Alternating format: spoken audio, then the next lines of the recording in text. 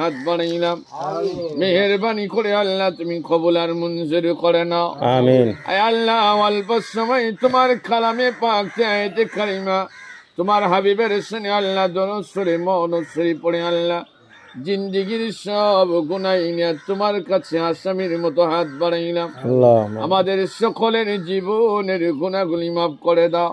আমিন। আয় আল্লাহ, যা কিছু বলা হয়েছে এর সওয়াব কোটি গুণে বাড়াইয়া দয়াল নবীজির রওজায়ে সোনার মদিনা মদিনাতুল মুনাওয়ারা পৌঁছিয়ে দাও। আমিন।